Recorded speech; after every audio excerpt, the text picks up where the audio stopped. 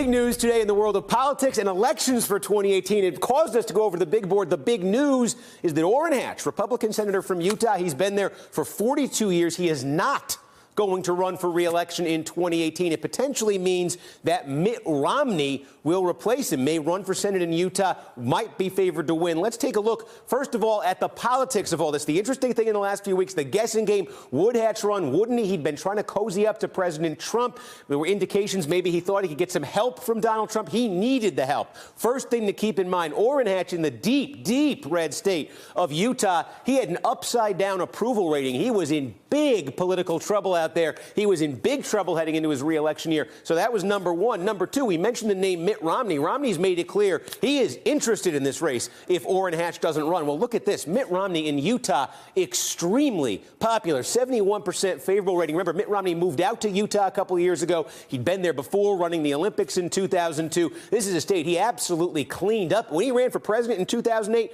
Republican primary in Utah, Mitt Romney got 90% of the vote. There are few politicians in any state in the country as popular as Mitt Romney in Utah. So you add those two factors together. Check this out. This is kind of a weird poll, but this is the only one that's out there. They threw a bunch of names together of Utah politicians and asked voters out there, if you had a choice, who would you want in the Senate? Look at that. Mitt Romney. I mean, it's not even close. Mitt Romney's out there at 44%.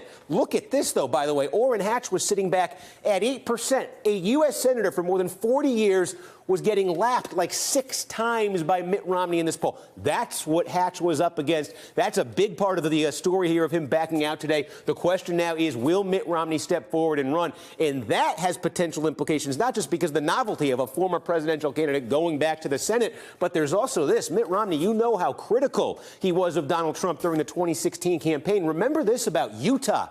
This is the most anti-Trump red state in America. In 2016, Trump came in 3rd place in the caucuses in Utah. And I mean, look at this.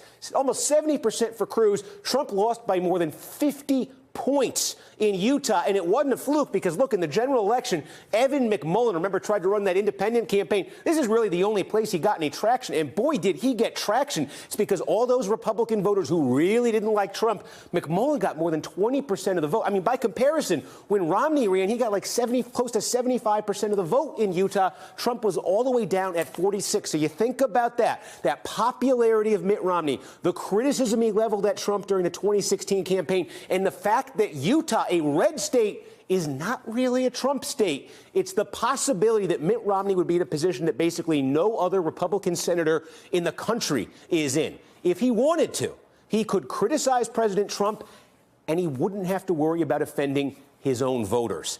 That is a unique situation, and that's one the White House probably doesn't like thinking about. We will see if Mitt Romney gets in the race.